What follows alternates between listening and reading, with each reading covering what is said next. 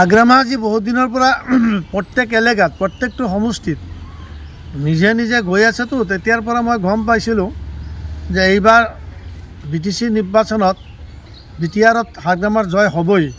আৰু ইয়াত যিমান পাৰ্টি গৈছে বিশেষকৈ বেছিকৈ মুখ ঠেকেচা খাইছে আপোনাৰ BJPয়ে। কাৰণ BJPয়ে ভাবিছিল যে ইয়াতে মানে হাগ্ৰামাক উফৰাই সিহঁতে BTC গঠন কৰিব। কিন্তু আজি সেইকাৰণে হাগ্ৰামাক মই ধন্যবাদ জ্ঞাপন কৰিছোঁ। মই সংখ্যালঘু জাতীয় পৰিষদৰ পৰা হাগ্ৰামাক বিশেষভাৱে ধন্যবাদ জ্ঞাপন কৰিছোঁ। কাৰণ হাগ্ৰামাই ইস্তাহাৰত এটা কৈছিলে যে BTR এলেকাত সকলো মানুহক মানে মাটিৰ পট্টা দিয়া হ'ব। আৰু আজি বিশেষকৈ আমাৰ সংখ্যালঘু মানুহ মুছলমান মানুহে তাতে মাটিৰ পট্টাটো পোৱাৰ এটা সুবিধা হৈ গ'ল। তাৰ কাৰণে আৰু তাক বিশেষকৈ ধন্যবাদ জ্ঞাপন কৰিছোঁ। আৰু এটা কথা যে আপোনাৰ অসম প্ৰদেশৰ কংগ্ৰেছৰ যিজন সভাপতি আছে গৌৰৱ গগৈ, আৰু গৌৰৱ গগৈৰ এইটোৱে আপোনাৰ ফাৰ্ষ্ট নিৰ্বাচন আছিল। দেখা গৈছে তাত কংগ্ৰেছ ধূলিসাৎ হৈছে, তাতে এটা চিটো লাভ কৰিবলৈ সক্ষম হোৱা নাই। এইটো সংক্ৰান্তত আপুনি কি ক'ব? নাই, তেখেত হ'ল অসমৰ কংগ্ৰেছ সভাপতি গৌৰৱ গগৈ, আৰু মানুহজনৰতো গৌৰৱৰ অভাৱ নাই। নামটো যেনেকৈ গৌৰৱ গগৈ, তেখেতত গৌৰৱো বহুত অহংকাৰী মানুহটো। তাত ভাবিছে যে গভৰ্ণমেণ্ট কৰিবই, তাত চৰকাৰ বনাবই তাত। গতিকে তাত এনেকুৱা মুখ ঠেচা খোৱাটো বেয়া হোৱা নাই, ভালেই হৈছে। এটা শিক্ষা লওক। তেখেতেই বা আমাৰ মানুহ যি ইভিকশ্যন হৈছে সেইবিলাক মানুহ সম্পৰ্কে বা তেখেতৰ দলৰ পৰা কি সিদ্ধান্ত লৈছিল বা কি কাম কৰিছিল এইবিলাকতো হয় BTR এলেকাৰ মুছলমান মানুহে দেখিছে নহয়। মুছলমান মানুহেতো তাত কংগ্ৰেছক প্ৰত্যাখ্যান কৰিছে। আঞ্চলিক দল হিচাপে আজি BPFক ভোট দিয়াত মই মুছলমানক ধন্যবাদ জ্ঞাপন কৰিছোঁ।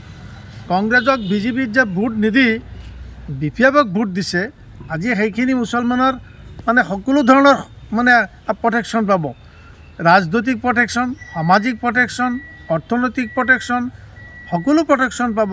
আৰু এই সিদ্ধান্তটোৰ কাৰণে সেই BTRৰ মুছলমানক মই বিশেষভাৱে ধন্যবাদ জ্ঞাপন কৰিছোঁ। আগন্তুক দিনত অসমতো 2026 নিৰ্বাচনত মুছলমানে চিন্তা ভাৱনা কৰি ইলেকশ্যন খেলা দৰকাৰ। আৰু বিশেষকৈ মুছলমানে উপযুক্ত প্ৰাৰ্থীবিলাকক ভোট দিয়াৰ কাৰণে মই অনুৰোধ জনাইছোঁ 2026-ত। কাৰণ যিয়ে ক্ষমতাত আহক একচেটিয়াভাৱে ক্ষমতাত আহিব নোৱাৰে। অহা নিৰ্বাচনত কোনেও একচেটিয়াভাৱে মেজৰিটি লৈ গভৰ্ণমেণ্ট কৰিব নোৱাৰিব। এইটো মোৰ BTR ইলেকশ্যনৰ পৰা মই এটা অভিজ্ঞতা মই গ্ৰহণ কৰিছোঁ যে অহাবাৰো হ'ব, আৰু ইয়াত আৰু পৰিস্থিতি অনেক উদ্ভৱ হ'ব। তাৰমানে আপুনি ক'ব বিচাৰিছে যে BTRৰ যিটো নিৰ্বাচন হৈ গৈছে, ইয়াৰ পৰা মানে অসমৰ সংখ্যালঘু ৰাইজে শিক্ষা ল'ব লাগে না? শিক্ষা ল'ব লাগে। অসমৰ সংখ্যালঘু মানুহে শিক্ষা ল'ব লাগে, আৰু প্ৰত্যেকে নিজা নিজা ৰাজনৈতিক চৰ্চা আৰম্ভ কৰিব লাগে। কোনফালে গ'লে অসমৰ মুছলমান ছেইফ হ'ব আগন্তুক দিনত। কাৰণ বিগত 15 বছৰটো তৰুণ গগৈৰ নেতৃত্বত কংগ্ৰেছ গভৰ্ণমেণ্ট দেখিছেই। বিগত 15 বছৰ তৰুণ গগৈৰ নেতৃত্বত ইমান শক্তিশালী মন্ত্ৰীকেইটা থকাৰ পিছতো, নজৰুলৰ নিচিনা মন্ত্ৰী, ৰকিবুলৰ নিচিনা মন্ত্ৰী থকাৰ পিছতো অসমৰ মুছলমানৰ কোন কোন ক্ষেত্ৰত মানে সিহঁতৰ উন্নতি হৈছে বা কি লাভ হৈছে সেইবিলাকো পৰ্যালোচনা কৰা দৰকাৰ। অসমৰ মুছলমানে সেইবিলাকো পৰ্যালোচনাত। আজি সেই BTR এলেকাত তৰুণ গগৈ গভৰ্ণমেণ্টৰ দিনত কিমান মানুহ হত্যা হৈছে, কিমান মানুহ মাৰিছে, সেইবিলাক পৰ্যালোচনা এতিয়া অসমৰ মুছলমানে কৰিব লাগিব। তেতিয়াতো আমাৰ ছিদ্দিক আহমেদৰ নিচিনা মন্ত্ৰী আছিল। ছিদ্দিক আহমেদৰ নিচিনা মন্ত্ৰীয়ে প্ৰতিবাদ কৰাৰ পিছত তাৰ মন্ত্ৰীত্ব গৈছিল। ৰকিবুল হুছেইনৰ নিচিনা শক্তিশালী মন্ত্ৰী ফৰেষ্ট মিনিষ্টাৰ আছিল। ফৰেষ্টৰ মানুহে কিমান মানুহক হত্যা কৰিছে, এইবিলাক কথা মানুহে এতিয়া পৰ্যালোচনা কৰাৰ সময় আহিছে। গতিকে আমি কোনফালে গতি কৰিব লাগিব এই কথাবিলাক আজিৰ পৰা আমি পৰ্যালোচনা কৰা হোৱা উচিত। BTR ইলেকশ্যনৰ পৰা আমি এটা শিক্ষা লোৱা উচিত যে আমাৰ মানুহ যদি ইয়াত কোনো তৃতীয় বিকল্প হয়, আৰু সেই বিকল্পটো যদি মুছলমানৰ স্বাৰ্থত হয়, সেই কথাও চিন্তা কৰিব লাগিব। নহ'লে মুছলমানৰ নিজাকৈ এটা ৰাজনৈতিক দল আছেই, সেই কথাটো মুছলমানে চিন্তা কৰিব লাগিব। কাৰণ কংগ্ৰেছক স্বাধীনতাৰ পিছত মুছলমানে বহুবাৰ ভোট দিছে, দি পেলাই পাকিস্তানী হৈছে। পাকিস্তানী হোৱাৰ পিছত 6 লক্ষ মুছলমান খেদিছে। 50 চনত সাম্প্ৰদায়িক দাঙ্গা হৈছে। মুছলমানৰ ওপৰত কিমানবাৰ নোটিছ হ'ল, কিমান হিয়াৰিং দিলে, আকৌ NRC নামত কি হয়ৰাণী হ'ল, কি হাৰাশাস্তি হ'ল, এইবিলাকতো কংগ্ৰেছৰ দিনতে হৈছে। এইবিলাকো মুছলমানে অলপ চিন্তা কৰিব লাগিব। আৰু এতিয়া মানুহ অলপ BJPৰ ফালেও ধাবিত হৈছিল।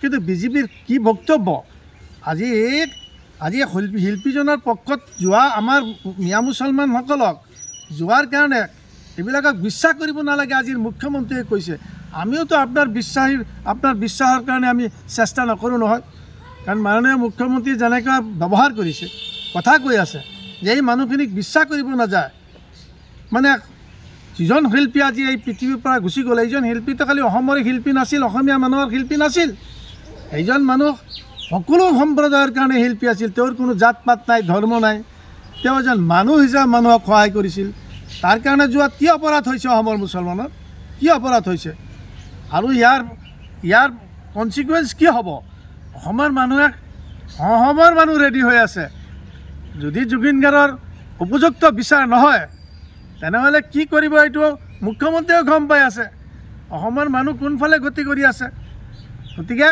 আমি অসমৰ বিশেষকৈ মিয়া মুছলমানসকল সতৰ্ক হোৱা দৰকাৰ সাৱধান হোৱা দৰকাৰ ঐক্যবদ্ধ হোৱা দৰকাৰ আৰু আমাৰ ভোটখিনি য'তেই যায় মানে ঐক্যবদ্ধভাৱে এটা জেগাত যোৱা দৰকাৰ মই সেইটো অনুৰোধ কৰিম কিন্তু ব্যক্তিবিলাক চাব লাগিব কোন ব্যক্তিক কোন দলে কি টিকেট দিছে ব্যক্তি হিচাপে মানুহক ভোট দিয়াৰ কাৰণে চেষ্টা কৰিব উপযুক্ত মানুহ বিধানসভালৈ পঠাব যাতে চকু পেলাই কথা ক'ব পাৰে কোনো শক্তিক যাতে ভয় নকৰে যিয়ে অসমৰ মুখ্যমন্ত্ৰী হওক তাৰ মানে ড্ৰেছিঙত তাৰ কথা বাৰ্তাত প্ৰত্যেকটো কথা বাৰ্তাত উত্তৰ দিব পাৰে তেনেকুৱা মানুহবিলাকক বিধানসভালৈ পঠাব লাগে আগন্তুক নিৰ্বাচনত ভয়ৰ কোনো কাৰণ নাই ন পৃথিৱীত আহিছোঁ পৃথিৱীৰ পৰা এদিন গুচি যাম কিন্তু নিজৰ জাতি নিজৰ সহোদৰ ভায়েক নিজৰ সম্প্ৰদায়ৰ ওপৰত অত্যাচাৰী কথা ক'ব অত্যাচাৰ কৰিব সেইটো কেনেকৈ বৰদাস্ত কৰিম যি দলতে ৰাজনীতি নকৰোঁ কিয় বৰদাস্ত নকৰোঁ নহয় উপযুক্ত জবাব দি দিম